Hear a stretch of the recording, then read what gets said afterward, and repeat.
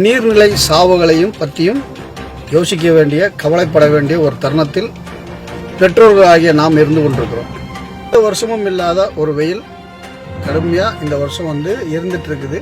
எல்லாருமே எங்கேயாவது தண்ணி இருக்குமா, ஆறு இருக்குமா, குளம் இருக்குமா அப்படின்னு சொல்லி எல்லாருமே இந்த எங்கேயாவது போய் விழுகணும், குதிக்கணும், எந்திரிச்சு வெளியிலேயே வரக்கூடாது, காலையில் போய் படுத்தா சாயந்தரம் தான் வரணும் அப்படிங்கிற மனநிலையில் எல்லாருமே இருக்கு. தெரியாது அங்கே கிணறு இருக்குடா, அங்கே ஒரு குட்டை இருக்குடா, அங்கே ஒரு குளம் இருக்குடா, வாடா போகலாம் அப்படின்னு சொல்லிட்டு போவாங்க.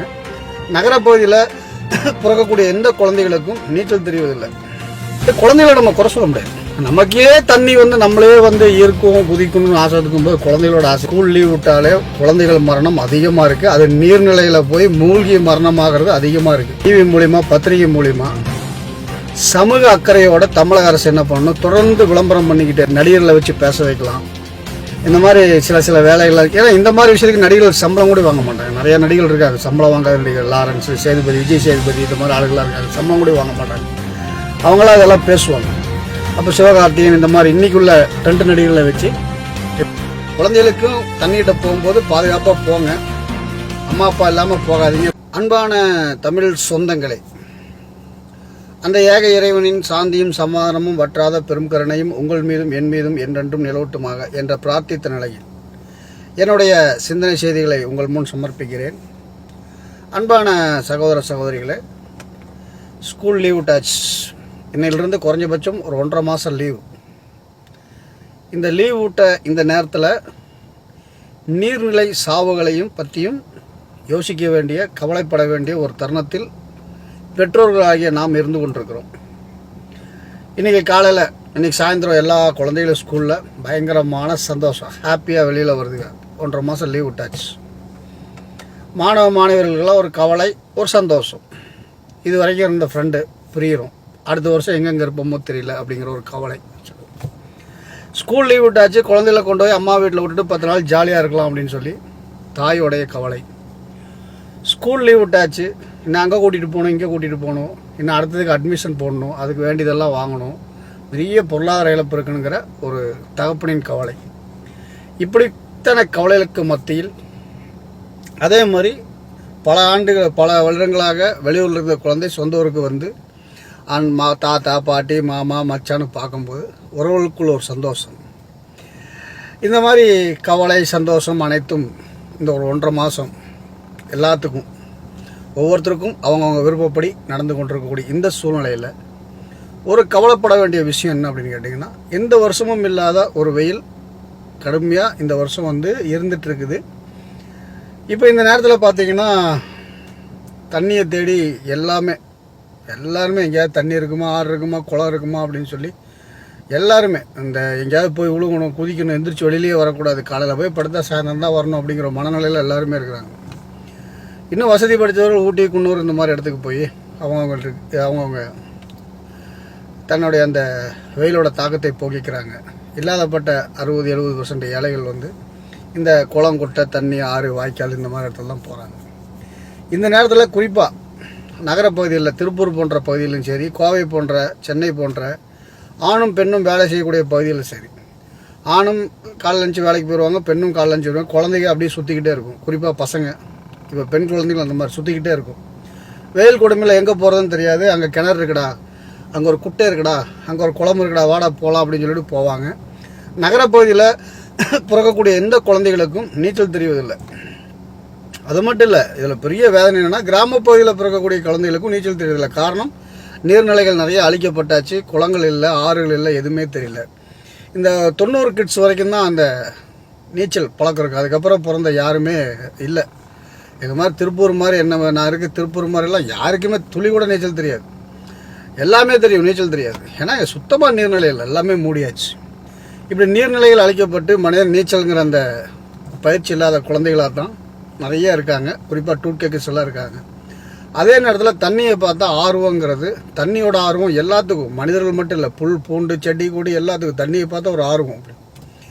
இப்படிப்பட்ட சூழ்நிலையில் குழந்தைகள் சந்தோஷமாக இருக்கட்டும்னு சொல்லி கிராமப்பகுதியிலும் சரி, நகரப்பகுதியிலும் சரி பார்த்துக்க முடியாத சூழ்நிலை. இப்படி பல பிரச்சனைகளால் குழந்தைகளை கவனிக்க முடியாமல் போயிடும்.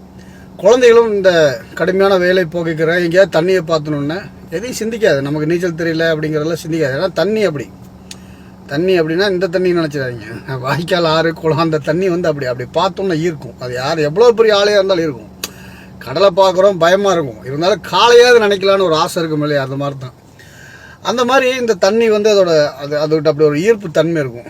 உடனே அது வந்து எதையுமே சிந்திக்கக்கூடாது, போய் ஒரு முங்கணும் எந்திரிக்கணும் அப்படிங்கிறதான் தோணுமே தவிர, நீச்சலே தெரியாட்டியும் கொஞ்சம் நம்மள மாதிரி அனுபவசாலிகள்லாம் போய் அப்படி காலாவது வச்சு அப்படி கையாக வச்சு அப்படியே ஒரு இடத்துல ஒரு முங்கிட்டு வந்துடணும் அப்படின்னு ஆசை இருக்குமே தவிர, குழந்தைகளுக்கெல்லாம் அது தெரியாது. அது போனோன்னா ஜங்குன்னு குதிக்கணும், அது தெரிஞ்சதெல்லாம் அதுதான் முங்கணும். இன்னும் சில வீடியோலாம் இப்போ யூடியூப்பில் இதெல்லாம் பார்த்து நீச்சல் குதிக்கிறது பாயிறது இதெல்லாம் பார்த்துட்டு இதே மாதிரி செய்யலாம், ஒன்றும் பெரிய பாதிப்பில்லை, எல்லாம் தண்ணி நம்மளை காப்பாற்றிடும் அப்படிங்கிற அந்த மாதிரி சிந்தனைகள்லாம் நிறையா இருக்குது குழந்தைகளுக்கு.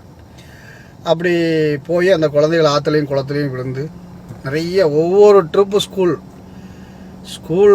லீவ் விடுற ஒவ்வொரு நேரமும் சமீப காலமாக குறிப்பாக ஒரு 10 வருஷமாக குழந்தைகள் ஸ்கூல் லீவ் விட்டாலே குழந்தைகள் மரணம் அதிகமாக இருக்குது. அது நீர்நிலையில் போய் மூழ்கி மரணமாகிறது அதிகமாக இருக்குது.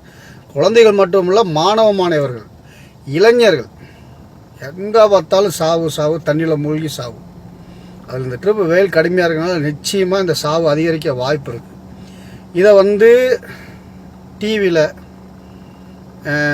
டிவி மூலிமா பத்திரிகை மூலிமா சமூக அக்கறையோட தமிழக அரசு என்ன பண்ணணும், தொடர்ந்து விளம்பரம் பண்ணிக்கிட்டே இருக்கணும். எதுக்கோ கண்டதுக்கெல்லாம் விளம்பரம் பண்ணுறீங்க. உங்கள் குழந்தைகளை பாதுகாத்து கொள்ளுங்கள், நீர்நிலை பக்கம் நெருங்க விடாதீர்கள், நீர்நிலை பக்கம் சொல்லும்போது பாதுகாப்போட செல்லுங்கள் அப்படிங்கிற மாதிரி நடிகர்களை வச்சு பேச வைக்கலாம். இந்த மாதிரி சில வேலைகள், ஏன்னா இந்த மாதிரி விஷயத்துக்கு நடிகர்கள் சம்பளம் கூட வாங்க மாட்டாங்க. நிறைய நடிகர்கள் இருக்காங்க சம்பளம் வாங்காத நடிகர், லாரன்ஸ், விஜய் சேதுபதி, இந்த மாதிரி ஆளுகளாக இருக்காங்க, சம்பளம் கூட வாங்க மாட்டாங்க. அவங்களாம் அதெல்லாம் பேசுவாங்க.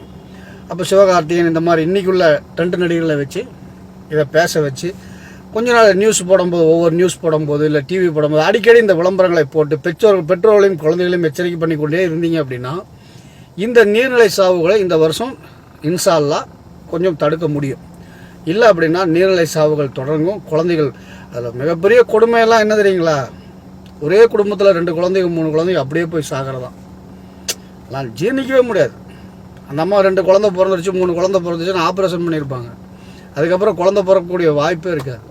அந்த குழந்தையெல்லாம் போய் தண்ணியில் விழுந்து சாகிறதுங்கிறதெல்லாம் மிகப்பெரிய மனவேதனை. அதனால் வந்து குழந்தைகளை நம்ம குறை சொல்ல முடியாது. நமக்கே தண்ணி வந்து நம்மளே வந்து ஈர்க்கும் குதிக்கணும்னு ஆசை இருக்கும்போது குழந்தைகளோட ஆசையெல்லாம் வந்து நம்ம ஒன்றுமே குறை சொல்ல முடியாது. நம்ம தான் அதுகளை பாதுகாக்கணும். அதுக்காக பயப்படுத்தவும் கூடாது. நீர்நிலையில் கொண்டு போய் அதில் கரையாக பாதுகாப்போட குளிக்க வச்சு கூட்டிகிட்டு வரணும், அதுகளோட ஆசைகளையும் தீர்த்தரணும், அந்த மாதிரி செய்யணும். இப்போ இது ஞாபகம் நமக்கு இருந்துக்கிட்டே இருக்கணும். நமக்கு 1008 பிரச்சனைகள் இருக்கிறதுனால இந்த ஞாபகம் இருக்காது. அது இன்றைக்கி இந்த செல்ஃபோன் இருக்கிறனால அங்கங்கே மூலையில் உட்காந்துக்கிட்டு பெரியவன்லேருந்து சின்னவன் வரைக்கும் எல்லோரும் நோண்டிக்கிட்டு அப்படியே உட்காந்துருக்கனால இந்த குழந்தைகள் எங்கே போது வருதுங்கிற ஞாபகமெல்லாம் இருக்காது. இப்படியான சூழ்நிலையில் வந்து இந்த டிவி விளம்பரங்கள் மூலிமா செல்ஃபோன் பார்த்துட்டு இருக்கும்போது ஃபேஸ்புக், வாட்ஸ்அப்லாம் இந்த விளம்பரங்களை இணைச்சி குழந்தைகளை காப்பாற்றுங்க, நீர்நிலைகளை பக்கம் விடாதீங்க, பெற்றோர் பாதுகாப்போட கூட போங்க, பயிற்சி தெரிஞ்ச கிராம பகுதியில் நகரப்பகுதியில் பயிற்சி தெரிஞ்ச கூட போய் குளிங்க, இல்லை பாதுகாப்பாக குளிங்க அப்படிங்கிற மாதிரி அறிவுரைகள். கடல் பகுதியிலெல்லாம் போலீஸுகளை போட்டு அறிவிப்பு செய்கிறது. சென்னை மெரினால செஞ்சிட்ருக்கிறாங்க. சில ஊரில் சென்னை மெரினா மாதிரி இடங்களில் செய்கிறாங்க. சில இடங்களில் வந்து கடல் சுற்றுலாவாக இருக்காது, ஆனால் கடல் இருக்கும். அந்த மாதிரி இடங்களில் போய் குழந்தைகள் விழுந்து சாகிறதையும் நிறையா பார்க்குறோம். அந்த மாதிரி பகுதியிலையும் சர்ச் இருக்கும், பள்ளிவாசல் இருக்கும், கோயில் இருக்கும், அங்கே ஹாரன் இருக்கும். அடிக்கடி அதில் ஒளிபரப்பு பண்ணலாம். இந்த மாதிரி பண்ணி குழந்தைகளை கடலில் குளிச்சுட்டு இருக்குது பாருங்கள், விடாதீங்க, கூட போங்க, பெரியவங்க போங்க, குழந்தைகளே அந்த பக்கம் பெற்றோர் இல்லாமல் எந்த தண்ணிக்குள்ளே இறங்காதீங்க அப்படின்லாம் ஒரு விளம்பரங்கள் நடிகர்களை வச்சு அதை வச்சு இதை வச்செல்லாம் செஞ்சு தொடர்ந்து இந்த ஒரு 1.5 மாதம் 2 மாதத்துக்கு ஒளிபரப்பு பண்ணி நீர்நிலை சாவுகள் இந்த வருஷம் தமிழகத்தில் எங்குமே நடைபெறாத அளவுக்கு ஒரு விழிப்புணர்வை ஏற்படுத்தணும் தமிழக அரசு அப்படிங்கிறதையும் இந்த பதிவு மூலிமா கேட்டுக்கிறோம். பெற்றோர்களும் விழிப்புணர்வோடு இருக்கணும்.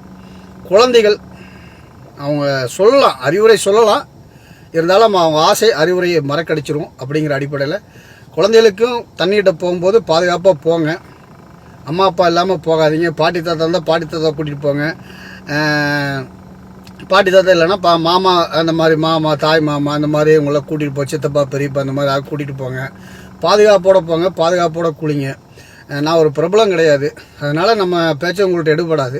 பிரபலங்கள் சொல்லுவாங்க, அதுக்கு தமிழக அரசு ஏற்படுங்கிற நம்பிக்கையோடு நான் இதை பேசிகிட்டு இருக்கிறேன். இன்ஷா அல்லாஹ் அவங்க ஏற்பாடு பண்ணாங்கன்னா மிகப்பெரிய ஒரு நீர்நிலை சாவுகளை, குழந்தைகள் ஏற்படும் நீர்நிலை, கோடை காலத்தில் குழந்தைகளுக்காக ஏற்படும் நீர்நிலை சாவுகளை தடுக்க முடியும் என்பதை இந்த பதிவு மூலயமா சொல்லிட்டு மீண்டும் அடுத்த ஒரு செய்தியில் உங்களை சந்திக்கும் வரை உங்களிடமிருந்து விடைபெறுகிறேன். அஸ்ஸலாமு அலைக்கும் வரஹ்மத்துல்லாஹி வபரகாத்துஹு.